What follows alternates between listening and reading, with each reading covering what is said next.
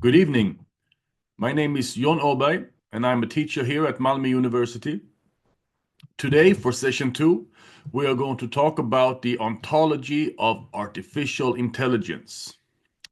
Ontology is a metaphysical concept, so we are dealing with the nature of being. So today we are dealing with the nature of artificial intelligence. So let us start.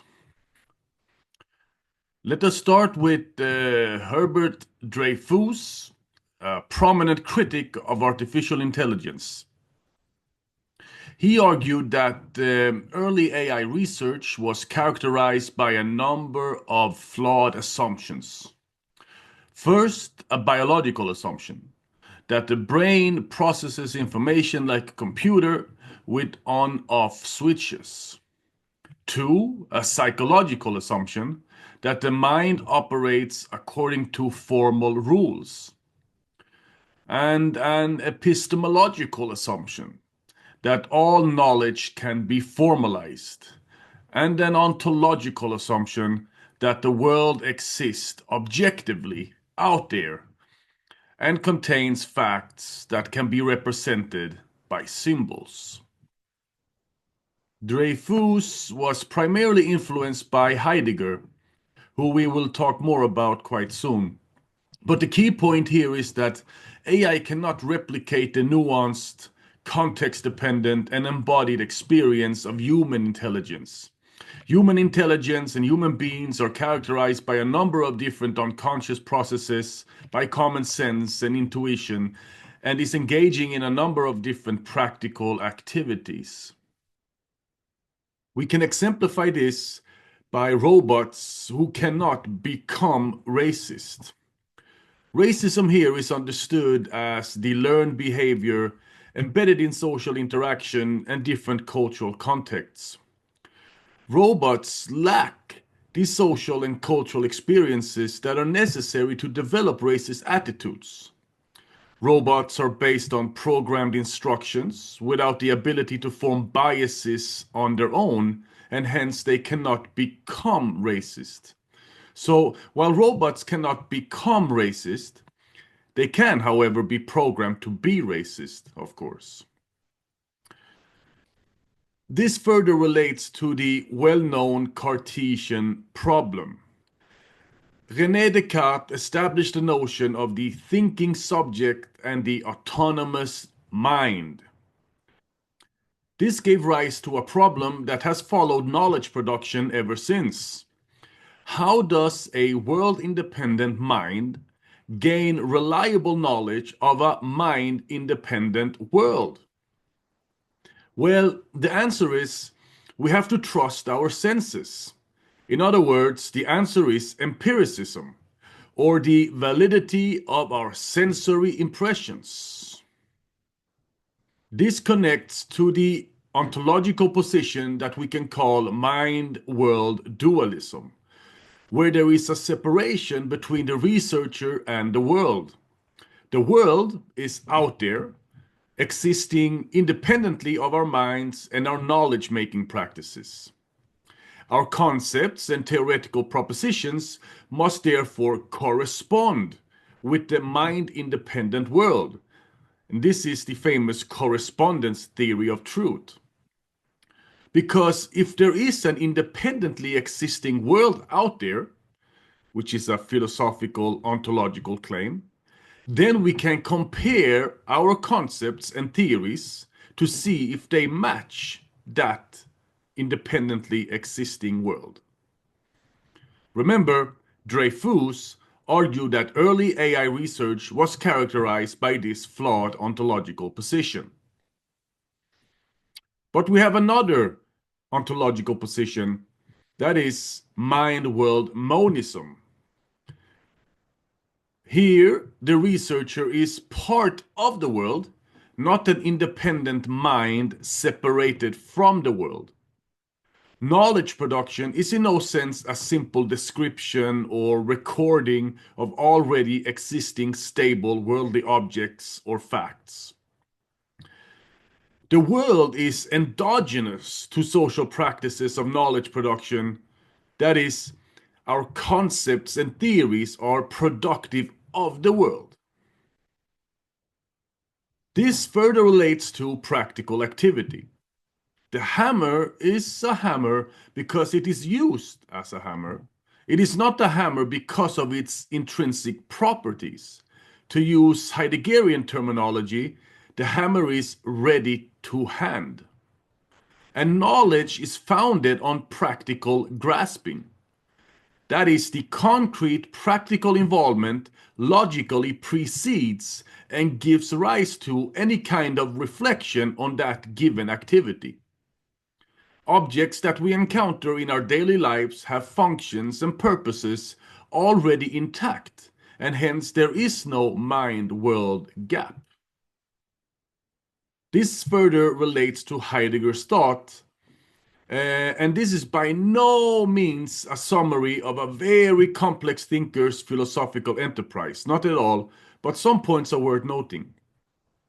First, we could argue that Heidegger's thought is characterized by a phenomenological approach or a focus on the embodied, lived experiences of human beings. Human beings are beings in the world. Humans are thrown into a world of relationships, projects, and concerns, and are not detached observers or neutral bystanders or detached from the world, as in mind world dualism. Heidegger also incorporates a critique of technology in his many writings, and he critiques technology because it reduces the world to a mere resource for human use, and it obscures true being or conceals other ways of being. A core concept in his technological critique is the world as picture. Here, the world is something that can be measured, controlled, and manipulated. Related to this concept, we find the concept of Gestell or enframing and the concept of Bestand or standing reserve, because technology orders the world. In some sense, it turns everything into a standing reserve. It turns everything into resources to be optimized. So everything becomes resources to be optimized. Individuals are treated as data points. Patients become numbers, not human beings. Efficiency over meaningful experiences. Standardized testing, quantitative output is prioritized. Individuals to be surveilled, not citizens with privacy, and so on and so on. The world as picture, turning everything into a standing reserve as resources to be optimized. But from a superficial perspective, the concept of Gestell may appear as a dystopian resentment of technology, but that is not really what Heidegger had in mind. Gestell should be understood as an ambiguous situation of manifest danger and potential saving at once. And we can engage in this latter possibility if we are engaged in a reflective relation to what is.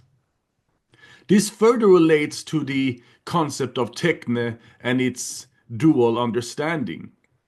Techne, in the sense of the fabricated artifact, is a being that is domesticated in a representational and objectifying understanding.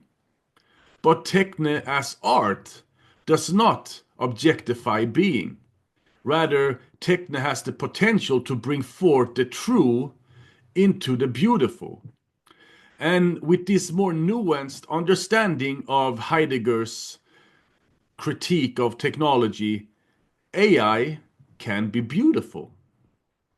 So, a potential Heideggerian AI should then be characterized by context awareness, embodied interaction, adaptive learning, and practical grasping.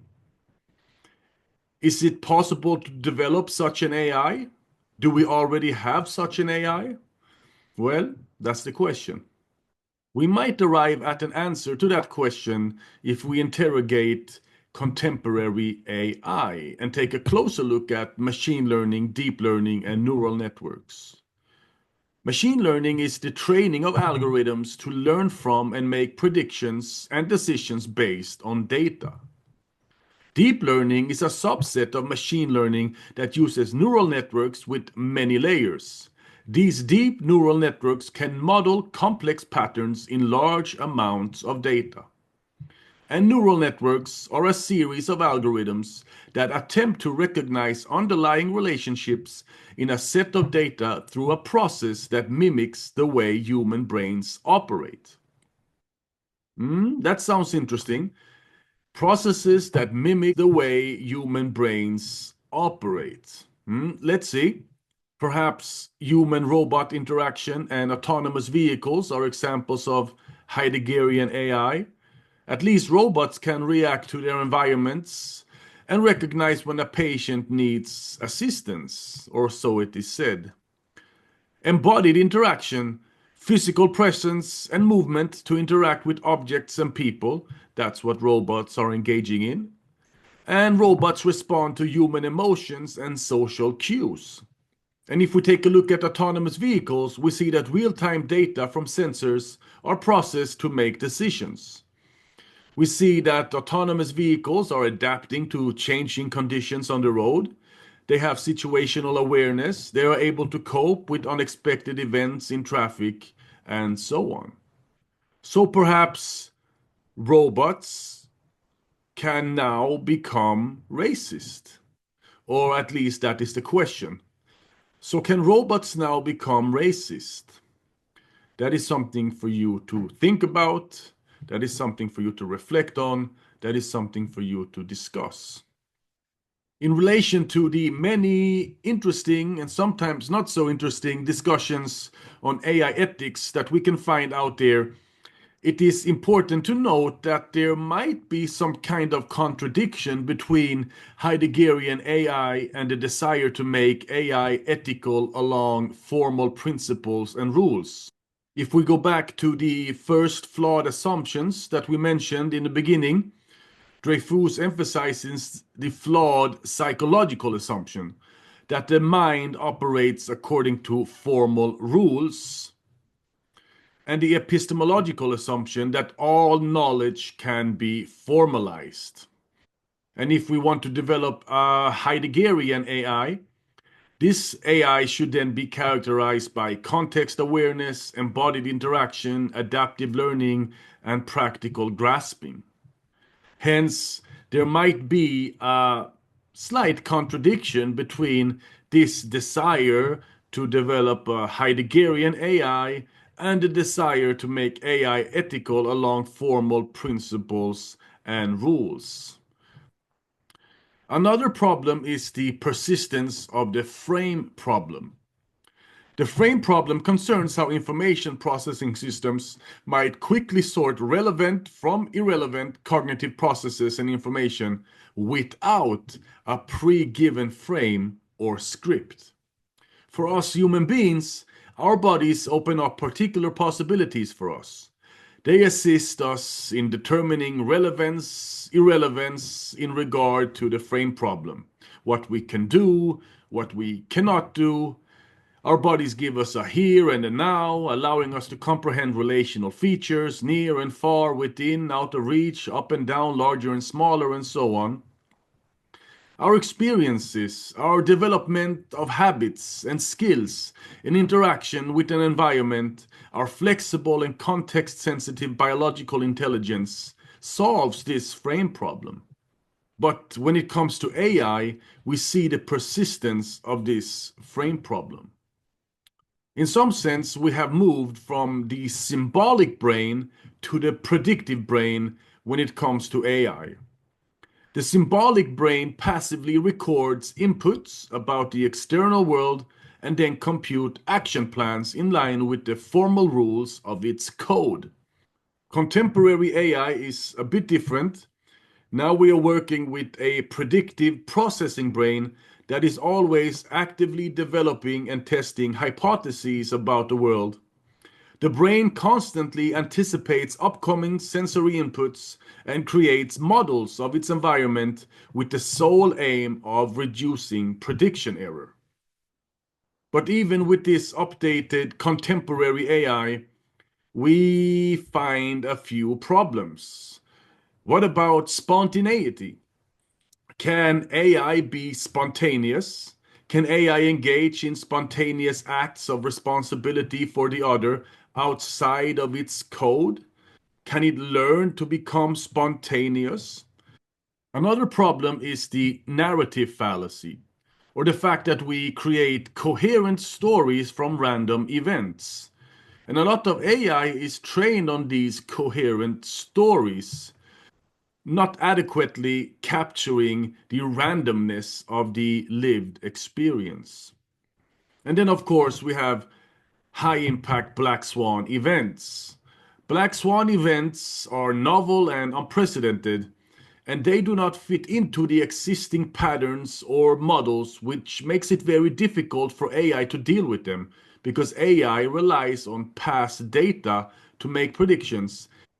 In other words, there are limits to the predictive probabilistic models that characterize contemporary AI, or should we say, that characterize the ontology of artificial intelligence. So, let us discuss. What do you make of the ontology of AI? Do you think robots can or will be able to integrate human like embodied cognition? Is the old critique of AI, represented by Dreyfus in the introduction, no longer relevant with the advent of deep learning? What do you think? Can robots now become racist? And then, are there ethical and philosophical problems of creating human like AI? And that's it. Thank you very much. Enjoy the discussion.